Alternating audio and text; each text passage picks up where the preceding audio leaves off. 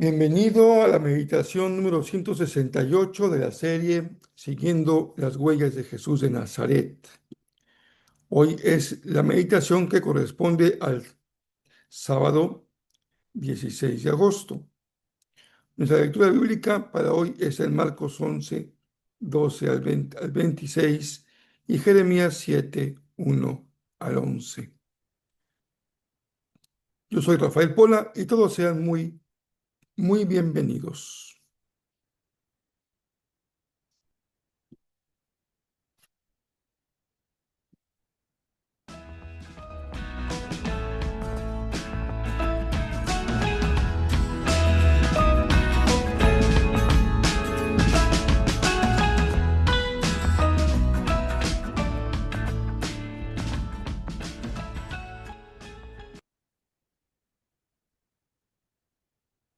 Vamos a nuestra lectura del texto de Marcos de esta ocasión. Dice de la siguiente manera: a la mañana siguiente, cuando salían de Betania, Jesús tuvo hambre. Vio que a cierta distancia había una higuera frondosa, así que se acercó para ver si encontraba higos, pero solo tenía hojas porque aún no había comenzado la temporada de los higos. Entonces Jesús dijo al árbol: que nadie jamás vuelva a comer tu fruto. Y los discípulos lo oyeron. Cuando llegaron de nuevo a Jerusalén, Jesús entró en el templo y comenzó a echar a los que compraban y vendían animales para los sacrificios. Volcó las mesas de los cambistas y las sillas de los que vendían palomas, y les prohibió a todos que usaran el templo como un mercado. Les dijo: las escrituras declaran: mi templo será llamado casa de oración para todas las naciones, pero ustedes lo han convertido en una cueva de ladrones. Cuando los principales sacerdotes y los maestros de la ley religiosa oyeron lo que Jesús había hecho, comenzaron a planificar cómo matarlo, pero tenían miedo de Jesús porque la gente estaba asombrada de su enseñanza. Esa tarde, Jesús y los discípulos salieron de la ciudad. A la mañana siguiente, al pasar junto a la higuera que él había maldecido, los discípulos notaron que se había marchitado desde la raíz. Pedro recordó lo que Jesús había dicho al árbol el día anterior y exclamó: mira, Rabí, la higuera que maldijiste se marchitó y murió. Entonces Jesús dijo a sus discípulos: tengan fe en Dios. Les digo la verdad, ustedes pueden decir a esta montaña: levántate y échate en el mar, y sucederá. Pero deben creer de verdad que ocurrirá y no tener ninguna duda en el corazón. Les digo, ustedes pueden orar por cualquier cosa y si creen que la han recibido, será suya. Cuando estén orando, primero perdonen a todo aquel contra quien guarden rencor, para que su Padre que está en el cielo también les perdone a ustedes sus pecados.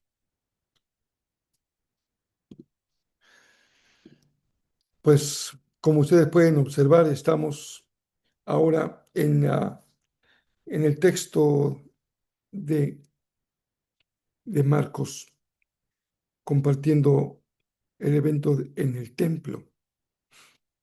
Vamos sin embargo, a considerar el texto completo porque en ello está el significado y lo que Marcos quiso decirle a sus lectores cuando organizó de esta manera el evento que ya hemos estado considerando. Este pasaje integra tres momentos que aparentemente son distintos, pero que tienen en el fondo un mismo propósito. Encontramos que esto sucede durante el viaje de Jesús con sus discípulos desde Betania hasta Jerusalén y de vuelta. En el camino, Jesús busca fruto de una higuera llena de hojas y solo encuentra una higuera frondosa, pero sin fruto. Cuando entra a la ciudad, se dirige al templo, que ha sido destinado como el lugar de oración para todas las naciones, y lo haya convertido en un espacio de especulación comercial y especulación religiosa. Finalmente, cuando regresa a Betania, la comunidad de los discípulos advierte con asombro que algo ha sucedido y a la mañana siguiente, Pedro le dice a Jesús que la higuera que ha maldecido se secó desde la raíz. Frente a esa afirmación de Pedro, Jesús no especula sobre lo que significa y lo que sucedió. Simplemente extrae una enseñanza respecto a la importancia de la fe, el lugar de la oración y la manera en que han de tener una actitud coherente interiormente que no se sustente o que evite lo que es una fe aparente, una religiosidad solamente externa, que Jesús criticó una y otra vez en los fariseos. Para Jesús lo importante, y es lo importante de la meditación de este día, es el fruto. Creo que difícilmente podemos imaginar una palabra más urgente para el día de hoy sobre lo que es la esencia de la vida cristiana. ¿No creen que con frecuencia invertimos una enorme cantidad de energía, tiempo y recursos en cultivar las hojas, una reputación, formas y ceremonias externas, expresiones de piedad como que se exhiben, que se muestran, y olvidamos con cierta frecuencia, espero que no sea tu caso, que el Señor lo que busca es fruto genuino? En el templo, Él esperaba encontrar un espacio auténtico de oración, de encuentro del hombre con Dios. En la higuera, Él esperaba encontrar un fruto comestible, el higo, que en sus discípulos Él espera encontrar una fe viva, desprovista de simulación. Sin duda, que nada tiene mayor fuerza testimonial que una vida que da fruto. Nada resulta más estéril que una vida que no consiste en más que apariencia. Una campana que suena y suena y suena, pero no tiene ningún contenido.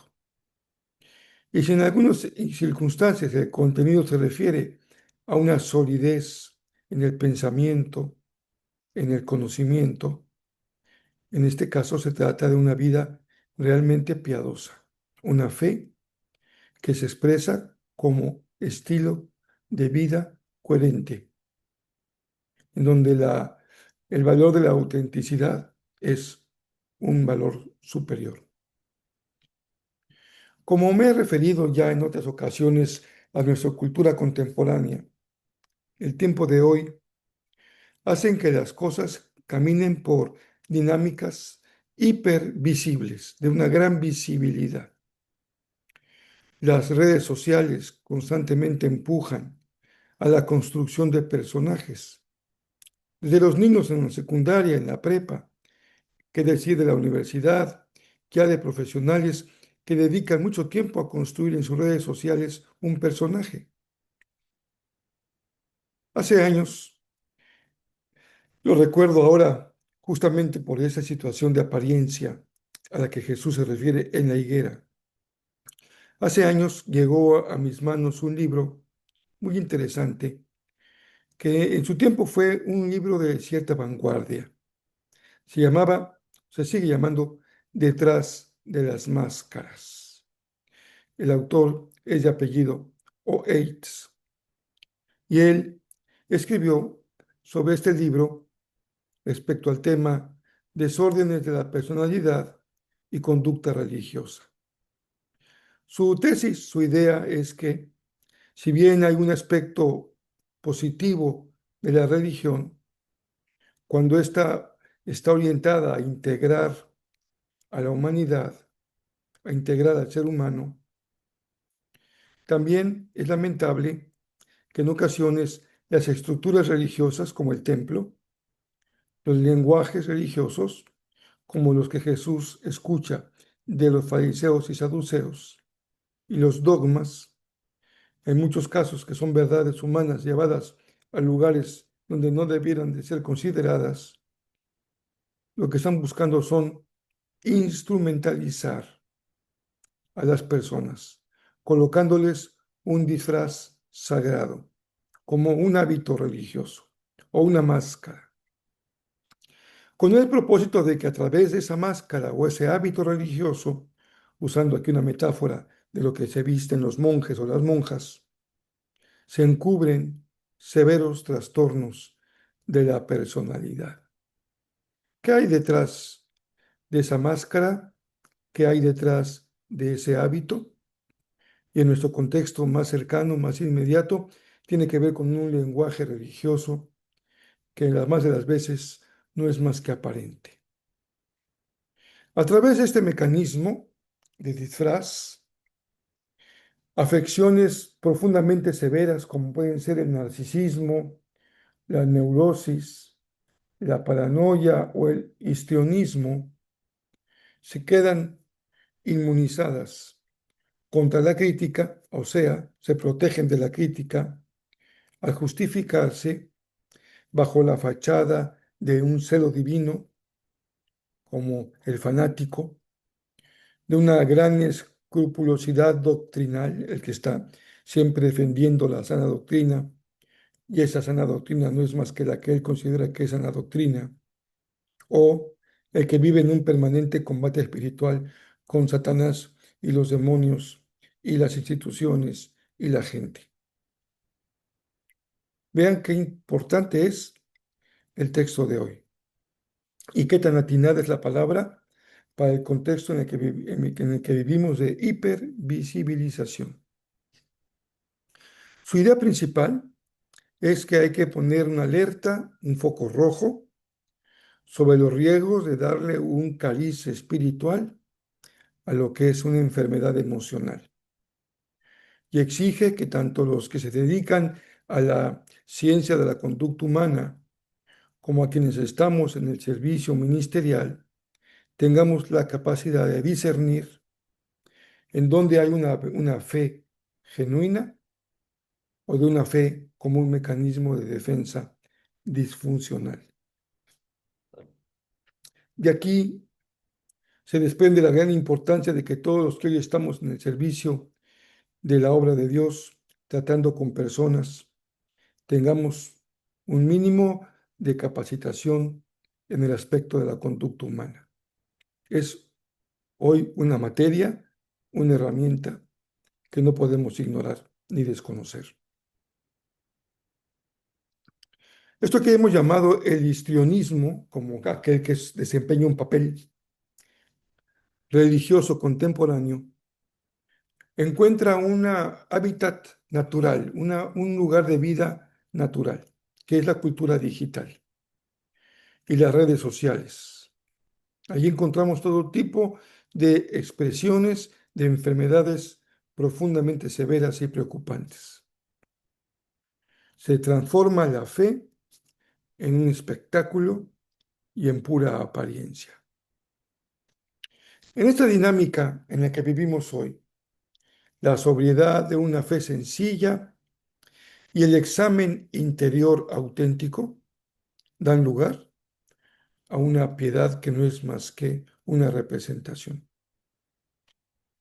Me refiero a esos devocionales milimétricamente estéticos, cuidados a todo detalle, con un propósito de lograr impacto en los que están siendo seguidores, o fenómenos de catarsis emocional grabadas para que la- las redes con sus algoritmos permitan que esto llegue y llegue y llegue a más personas. O oradores de grandes habilidades retóricas, sensacionalistas, que están diseñando muy bien su mensaje para convertirse en virales. Estamos hablando de algo muy presente en el mundo de hoy. Se construyen personajes espirituales con una vulnerabilidad calculada y la estridencia de las formas, que es justamente lo que Jesús vio, una fachada llena de hojas. Hay muchos que tienen vistas, millones de vistas, una estética muy cuidada, un protagonismo muy desarrollado en términos profesionales y un celo religioso que realmente es algo fingido, igual que la higuera estéril, igual que el templo convertido en mercancía en Marcos 11. Ahí Jesús no encontró en el centro de la vida de la fe de Israel, el templo, Jesús no encontró un fruto verdadero.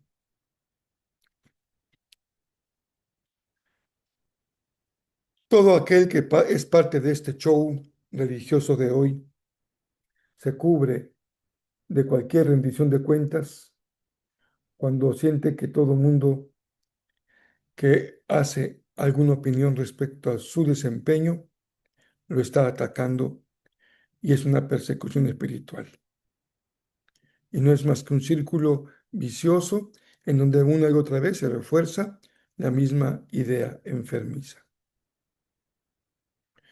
Todo esto es parte de lo que el texto de el autor que les comentaba se ocupa hace ya muchos años, décadas, pero tan contemporáneo. En pocas palabras, ¿de qué se trata? Se sustituye un encuentro auténtico con Dios por la sed insaciable de ser visto, validado, ser público y recibir aplausos. A veces en la red social, buscando millones de seguidores, o a veces desde una plataforma de 50 centímetros sobre el nivel del piso, ante una pequeña comunidad a la que también se busca, de alguna manera, impactar.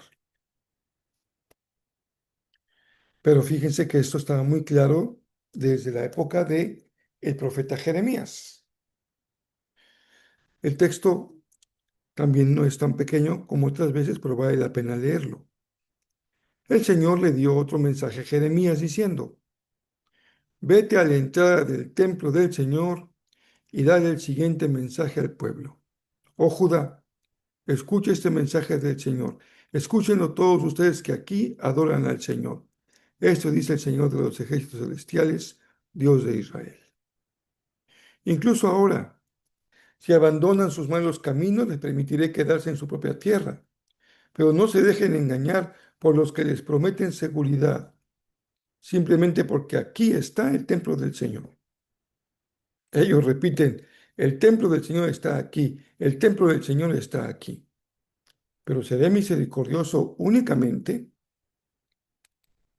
si abandonan sus malos pensamientos y sus malas acciones y comienzan a tratarse el uno al otro con justicia. Si dejan de explotar a los extranjeros, a los huérfanos y a las viudas, si dejan de asesinar, si dejan de dañarse ustedes mismos a rendir culto a los ídolos, entonces les permitiré quedarse en esta tierra que les di a sus antepasados para siempre. No se dejen engañar ni crean que nunca tendrán que sufrir porque el templo está aquí. Es una mentira. ¿De verdad piensan que pueden robar, matar, cometer adulterio, mentir y quemar incienso a Baal y a los nuevos dioses que tienen, y luego venir y presentarse delante de mí en mi templo y repetir, estamos a salvo, solo para irse a cometer nuevamente todas las mismas maldades? ¿No reconocen ustedes mismos que este templo que lleva mi nombre se ha convertido en una cueva de ladrones? Les aseguro que veo todo el mal que ocurre allí. Yo, el Señor, he hablado. Sobre este aspecto de la autenticidad de la fe de una pieza, de la fe transparente, Soren Kierkegaard, ese gran pensador danés, dijo esta frase breve, pero muy atinada. La pureza de corazón es querer una sola cosa. Yo podría agregar para explicar un poquito esta frase.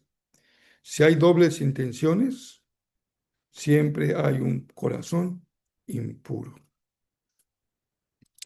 Espero que este sábado sea un día de descanso para ustedes, de reposo, recobrar fuerzas, estar listos para mañana y celebrar culto a nuestro Dios, que es nuestra razón de ser como iglesia. Una de las razones por las cuales existimos es para adorar a Dios.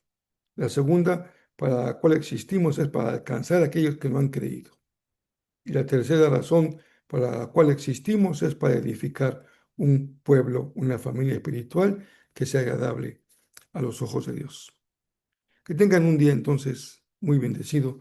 Por aquí nos encontramos, si Dios nos presta vida, la próxima semana. Yo soy Rafael Pola. Esa es la serie Siguiendo las huellas de Jesús de Nazaret.